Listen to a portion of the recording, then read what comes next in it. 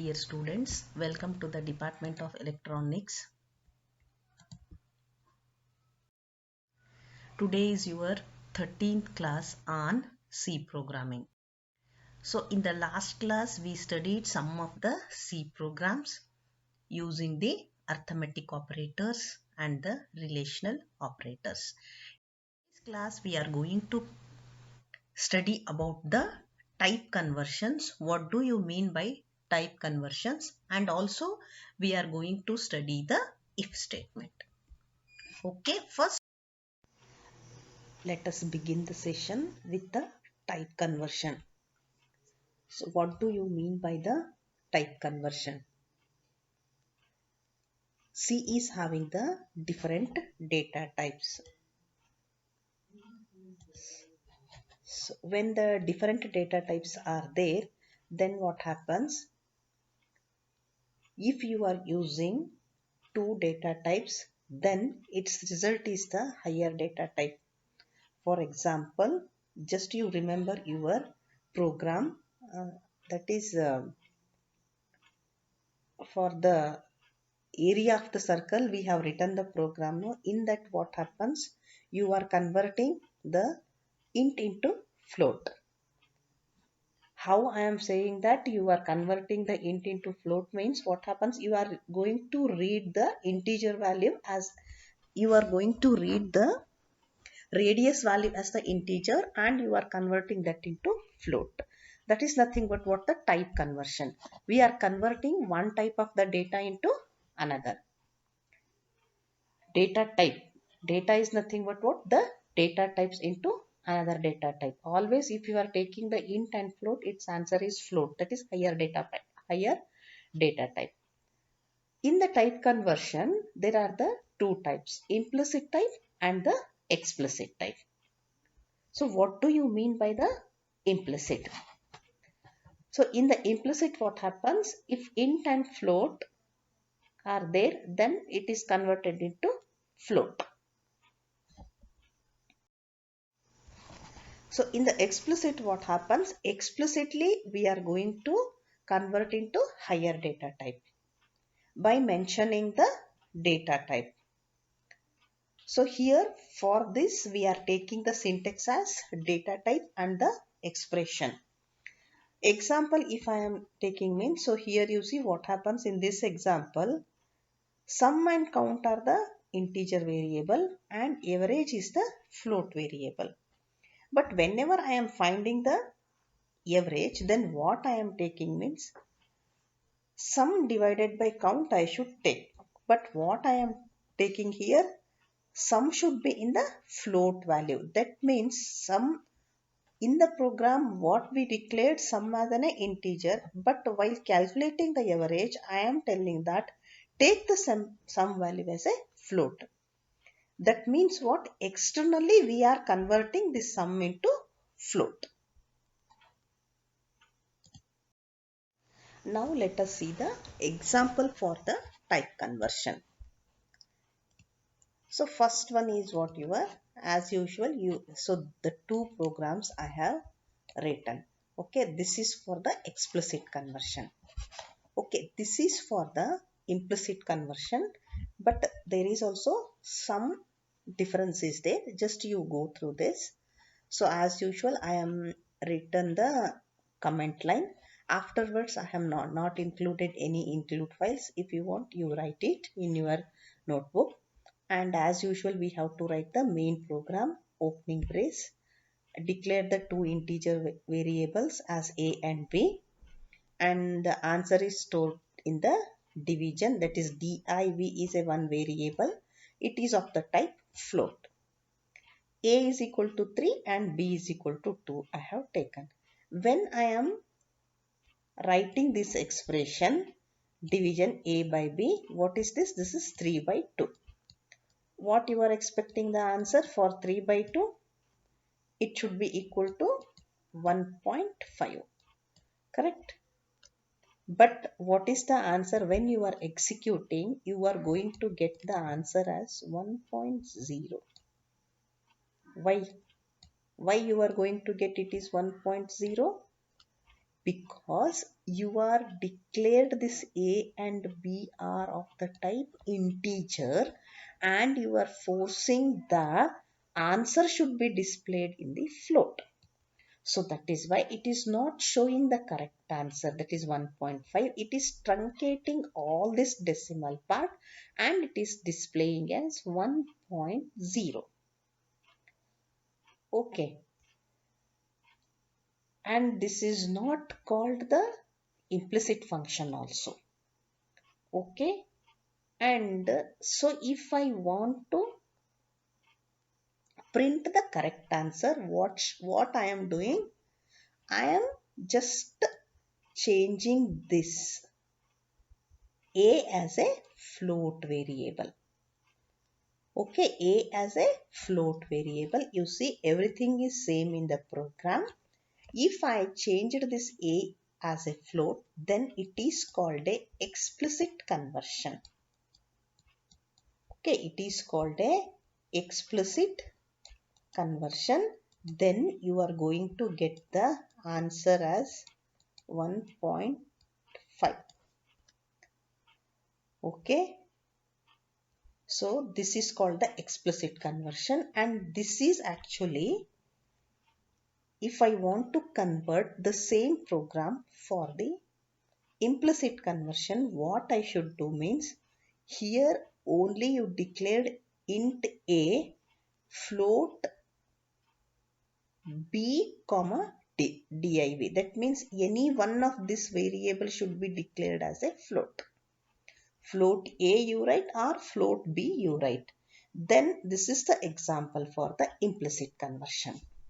Okay, like this also when you are writing means you are not able to get the 1.5. Okay, another one point I will tell. In this program, one common mistake is there that you have to find and tell me. Okay, what is that common mistake? Okay, so I will revise once again this type conversion example. Okay, so what happens? Just I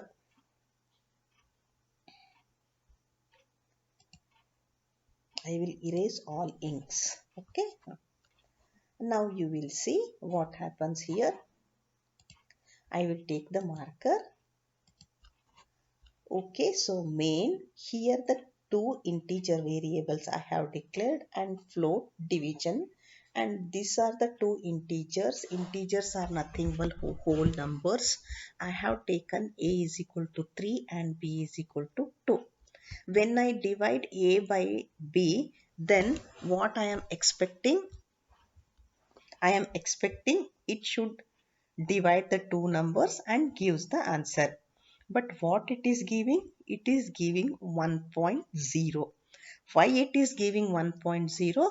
Because A and B are the integer variables and we are forcing that output should be displayed in the float. So that is why it is displaying as 1.0.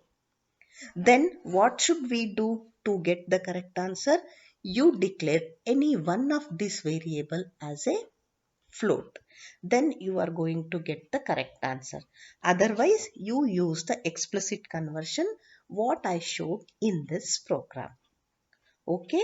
And one main difference is one main wrong in this printf statement. Just you find out and answer the question. Let us hope all of you understood this type conversion. Move to the decision making and the branching statements. The main important things in the C programs is the decision making and the branching statements. What do you mean by the decision making statements and why we have to use this decision making statements? Okay, till now we have studied the programs. In that what happens? The statements are executed line by line. That means one after the other. There is no skip in the statement. Correct? That is called a sequential flow, or you can say that is a sequence construct. Okay.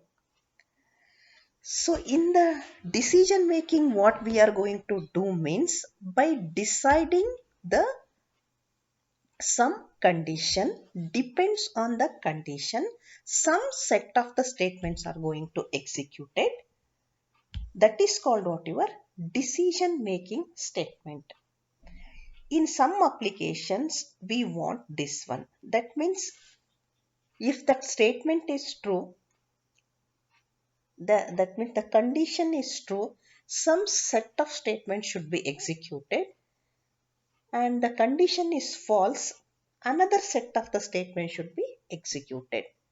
Okay, in that time what happens? We are going to use the decision making statements. Okay, the order in which the statements are executed in a program is called flow of control.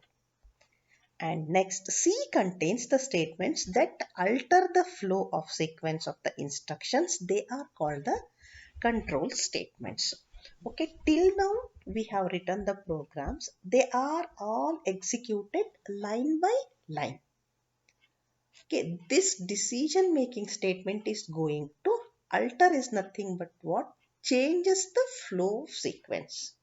Okay, this is not going to execute it line by line. Decision making or the branching statements, they are going to executes depends on the decisions what we have written in the program. Decision is nothing but what? The condition.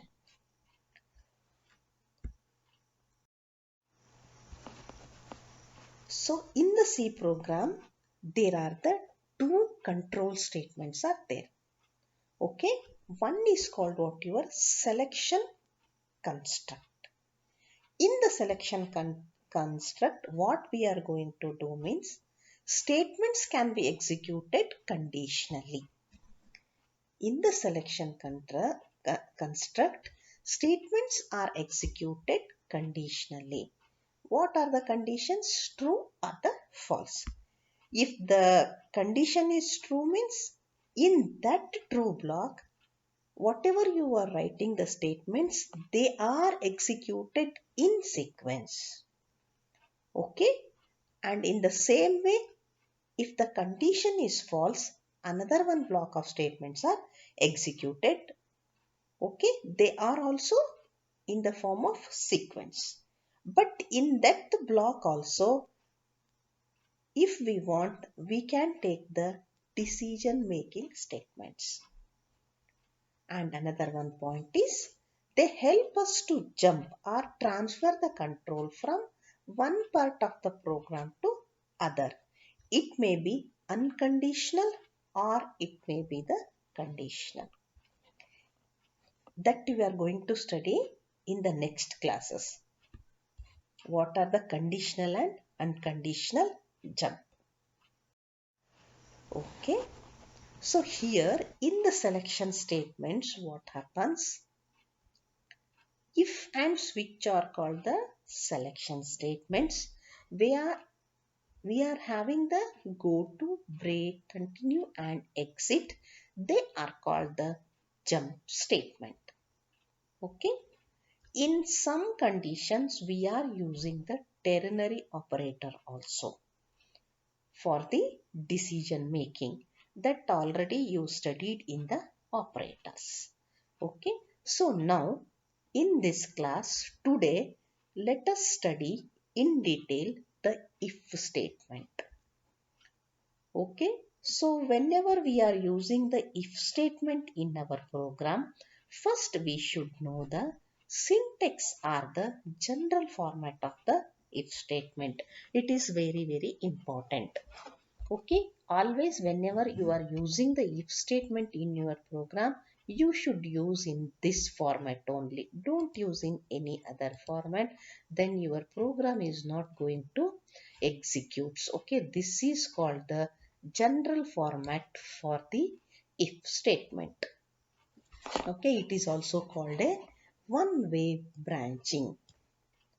Okay, so how you are going to use? First, let us write the if. In the bracket, you are going to write the test condition, or you can say that test expression. Remember that there is no semicolon after this condition. It is very, very important. Okay, why here we are telling that means we are telling that each and every statement in the C program should end with a semicolon. But whenever you are writing the if statement, don't write the semicolon here. If test expression, and what is this if? If is a keyword. All of you know what is keyword. Afterwards, you have to write the opening brace. And next is the statement block. It is statements block. That means you can write any number of statements in this statement block. Okay, this is a opening brace of the statement block and this is a end of the statement block. And in we can say that it is a true block statement also. Okay, and afterwards you are going to write the next statement. Okay, afterwards what happens? Next statement. Let us see how the execution begins.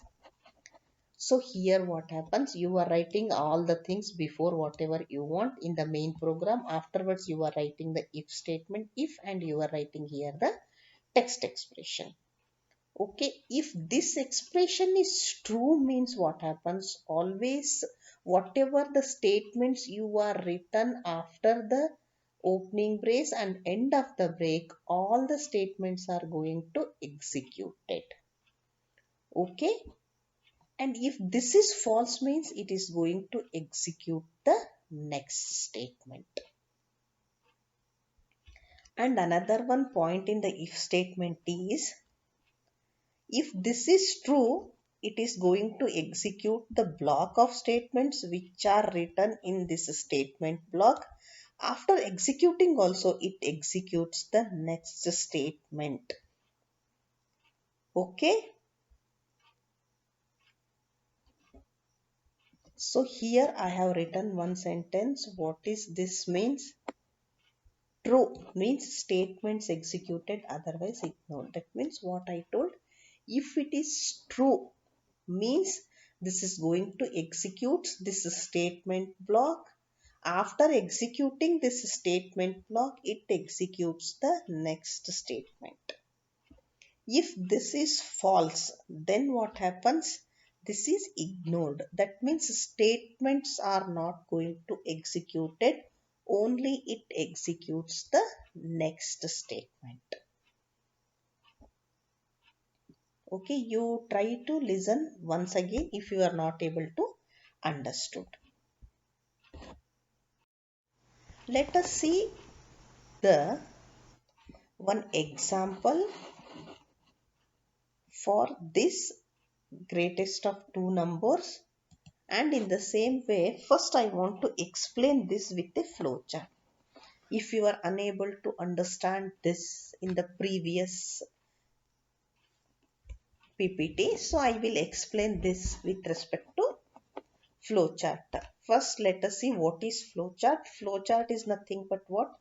Pictorial representation of the program is nothing but what? The flowchart. Here the pictorial representation of this statement. If statement I have written with the pictorial representation. So that is why it is called a pictorial representation of the if statement. I want to explain with example also. Here what happens? You are entering. Always if you are taking this figure, then this is for the test condition in the flowchart. There are some symbols are there in the flowchart. So this is the symbol for the test condition. So whenever you are entering this if statement, you are checking the condition. After checking the condition, whenever there is a condition, there are the two options. One is the false option, another one is the true options. Okay, if it is true, then what happens? It is going to execute the set of statements, whatever you are written in between the opening brace and the closing brace. Afterwards, it executes the statements after that block. If the condition is false, means what happens? Directly it executes the statements what you have written after the end of the brace. That means these statements are going to skip. Afterwards, the next statement, whatever you are written in your program. So here I have taken one simple example that in the condition, if you understand the C program, then you are writing the C program. Otherwise, no programs written. Correct? Example is for the if statement, what I have written. So if you understood the C program, are you able to understand? Are you understood the C program?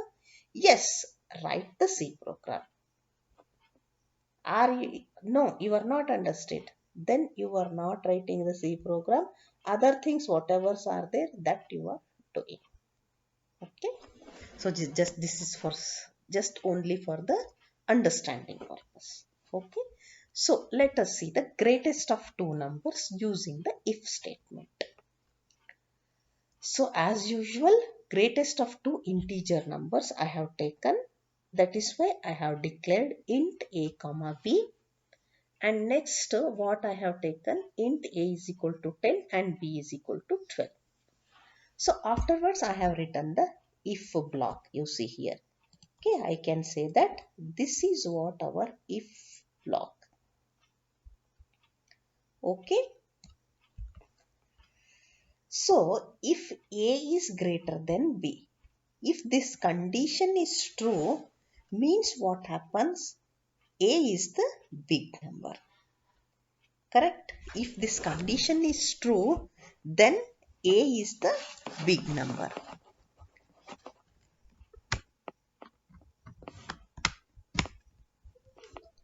So in this program, what happens? If 10 is greater than B, is the condition is true or false? It is false. When it is false, means it is not going to execute this statement. It is going to execute this statement and it is going to print 12 as the answer. Correct? Okay. So A is equal to 10 and B is equal to 12. A is what your 10. 10 is greater than B. The condition is false. When the condition is false, means whatever you are written the statements in between the opening brace and the end of the brace, this is not going to execute.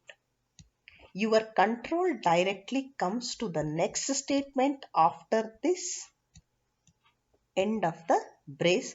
It is going to execute this one. So it is printing the 12.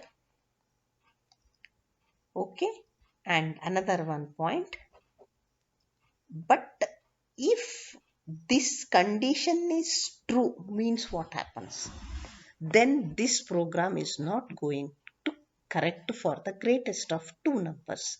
You think I have taken A is equal to 12 and B is equal to 10. Then what happens? 12 is greater than 10. Condition is true. When the condition is true, means it is printing this one. Correct. A is equal to 12. But in the same way, it is also going to print, because it is also going to print 10. Because what happens?